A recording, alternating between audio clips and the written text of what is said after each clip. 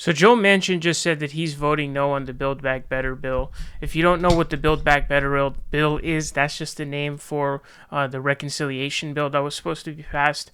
Remember that the smaller infrastructure bill passed, but squad members and progressives were saying you need to tether the reconciliation bill that carries more spending on not only infrastructure but social spending, child tax credits, and things of that nature. That needs to be coupled with that smaller infrastructure bill that did bad things like give away infrastructure to private hands.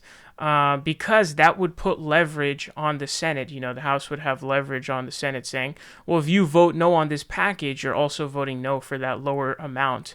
And so that puts pressure on them. So that's what they were saying. And obviously they were right. And now Joe Manchin is now saying that he's going to vote no. And according to the talks, it seems like the talks between Joe Manchin and Joe Biden never really got close. From what I read, they were pretty far away. And so they were never really close. So Ilhan Omar responding to Joe Manchin, she says, let's be clear, Manchin's excuse is bullshit. The people of West Virginia would directly benefit from childcare, pre-Medicare expansion, and long-term care just like Minnesotans. This is exactly what we warned would happen if we separated BBB from infrastructure. So this is true. West Virginians are obviously going to support these kinds of things, and these are things that are going to benefit them, very obviously. It's obvious that Joe Manchin is beholden to his donors and special interests. And I don't even know if it's donors and special interest. It seems like he himself has an invested interest because I think he owns businesses and stuff like that. So, I think that it maybe hurt his pockets. So it's not even necessarily just donors.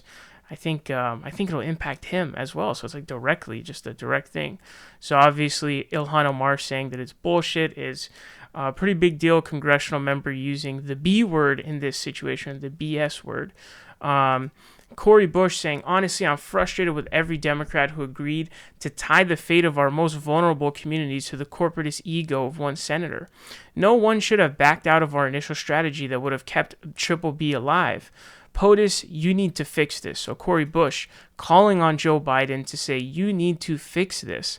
And they were right. Obviously, the proper strategy would have been to tie BBB with that original shitty infrastructure bill that ended up unfortunately passing. AOC saying, when a handful of us in the House warned this would happen if Dem leaders gave Manchin everything he wanted first by moving bipartisan infrastructure before BBB instead of passing together, many ridiculed our position. Maybe they'll believe us next time, or maybe people will just keep calling us naive. So obviously this is a story of things that you can actually learn, from this situation. Jamaal Bowman saying, wow, Joe Manchin, with all due respect, when you say you're a no on Build Back Better, is it you or is it the special interest that powers you? Wow, okay. I'm inviting you to my district to see just how badly we need this bill. Will you tell my community no to our face?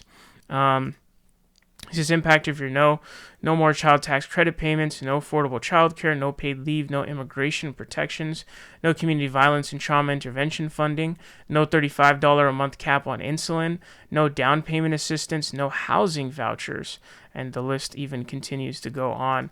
So I would say Jamaal Bowman's is the strongest because he's calling out pretty directly here special interests of Joe Manchin, so his response is probably the strongest here.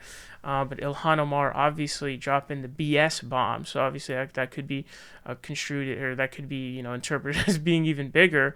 But this is definitely a lesson learned in politicking. You did need to obviously tether the reconciliation bill, which is now the BBB bill, with that bipartisan infrastructure package that was garbage, because again, like they said. That's the leverage. That's the only leverage that House members had over the Senate. And guess what? That leverage is gone, and now you're not going to get any of that. And these things are so important. Affordable child care, paid leave, child tax credits. These are all such important things that would have so, tenfold benefits on society. Obviously, people would have better lives, but even, with the crisis that's going on, supposedly a crisis with the population decline or the birth rate decline, you would think maybe that these kinds of things would make it so that more people would have children.